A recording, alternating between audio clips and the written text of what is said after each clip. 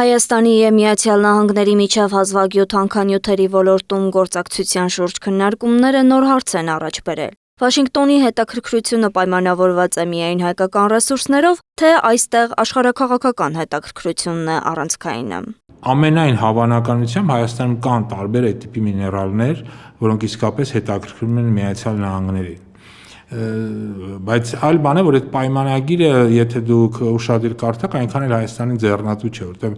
այնտեղ խոսքը չի գնում ասենք թե դրա ինչ որ արդյունահանման, վերամշակման, որտեղ ցանկացած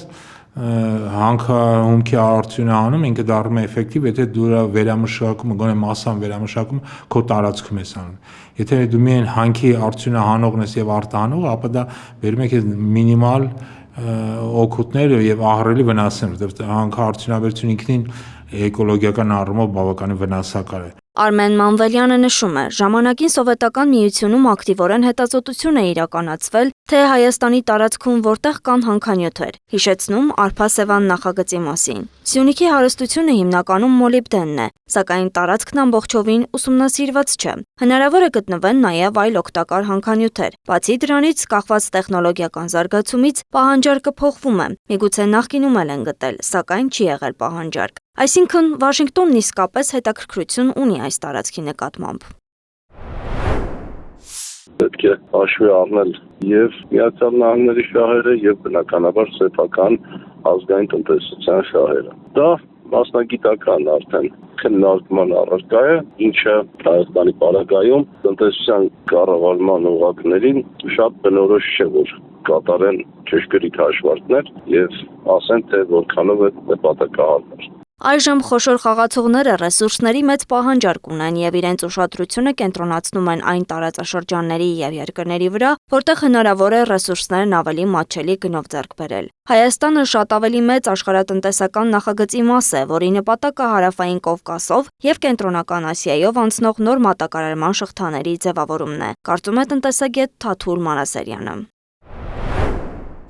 Միացյալ Նահանգները նաև իր ներկայությունը ապահովելու համար տարածաշրջանում, հատկապես Իրանի սահմանի մոտ, բնականաբար դա ավելի ձեռնտու է համարում եւ քաղաքական առումով եւս հիմնավորված։ Իսկ Արմեն Մանվելյանը սա համարում է վատագույն պայմանագրերից մեկը եւ կարծում է, որ եթե ամերիկացիները կարողացան ռուսներից վերցնել հանքանյութերի քարտեզները, ել ավելի վատ կլինի։ Ինչ վերաբերում է Կենտրոնական Ասիայի վրա դուրս գալու մասին, ապա փորձագետը սա Ադրբեջանի կողմից շրջանառվող միֆ է համարում, որից էլ օգտվում է գործող ռեժիմը։ Կենտրոնական Ասիայից ապրանքը կգնա դեպի Եվրոպա, Եվրոպայից էլ կգնա դեպի Չինաստան, չի գալու։ Ոչ ընդդեից ապրանք, ոչ թե այս ճանապարհը թրիփ կոչվածը պետք է միայն Թուրքիային ու Ադրբեջանին։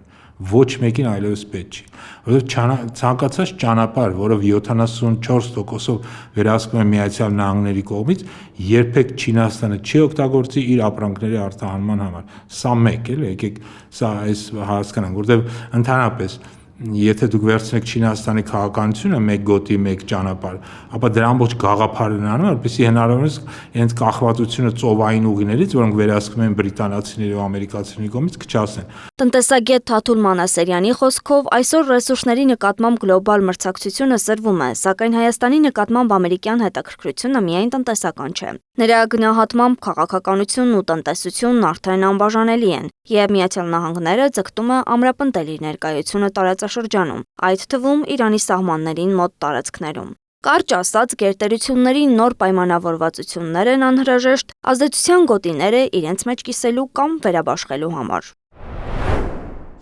Միացյալ Նահանգները տարբեր աստիճանի հետաքրքրություններ է ունեցել Հայաստանի Հանրապետությունում եւ դա երբեք չի դարձրել, արդեն մոտ կես դարից ավելի է, ինչ Միացյալ Նահանգների դեսպանատունը երևի տարածաշրջանի իր չափերով ամենամեծ դեսպանատունն է, այնպես որ սա հուշում է, որ դա նոր երևույթ, ուրիշ բան, որ ավելի կոնկրետ քայլեր են ձեռնարկվում, բայց Միացյալ Նահանգները մշտապես ուշադիր հետևում է զարգացումների եւ Հայաստանում եւ Հայաստանի հարևան երկրներում։ Մանասերյանը հիշեցնում է, Վաշինգտոնի հետաքրքրությունը Հայաստանի նկատմամբ նոր չէ։ Տարիներ շարունակ Միացյալ Նահանգները հետևել է տարածաշրջանային զարգացումներին, իսկ այսօր այդ հետաքրքրությունը վերածվում է ավելի կոնկրետ քաղաքական եւ տնտեսական քայլերի։ Ըստ Մանվելյանի, համենայն դեպս, այսպես կոչված միջին միջանցքը չի կարող աշխատել բազմաթիվ պատճառներով։ Դրա առաջ մեծ խոչընդոտ կա հանձինս Կասպից ծովի, հաղթարել այդ ծովը բավականին բարդ է, որտեղ ինքը բավական սաղր ծով է։ Իսկ ամենախոշոր նավերը, որոնք կան Կասպից ծովում, մոտավորապես 15000 տոննա են։ Համացան համար ասեմ, որոնք Պարսից ծոցի նավթատարները սկսում են 100,000 տոննայից, ամենափոքրն դա 100,000-ը, ստե ամենամեծը 15-16000 տոննա է։ Այսինքն որ հասկանաք էլի տարբերությունը։ Հետևաբար ցանկացած ապրանք, որը գալիս օրինակից Չինաստանից, Կենտրոնական Ասիայից պետք է անցնի նավերը, անցնի դեպի Ադրբեջան եւ ԱՊԿ, ինքը ահռելի թանկ է նստում։ Այս փաստաթուղթը եւս հիմնված է Միացյալ Նահանգների շահերի վրա, իսկ Վաշինգտոնի այսքան մեծ հետաքրքրությունը պայմանավորված է շատ կարևոր փաստերով. փակել Մեղրիի ճանապարհը Իրանի համար, Հայաստանին տանել հակառուսական եւ հակաիրանական ճանապարհով, որը շատ վտանգավոր է Հայաստանի Հանրապետության ապագայի համար։ Անահիտ Սարգսյան, Էդիկ Մալաքյան, Գեղամ Ղազարյան, ABC Media։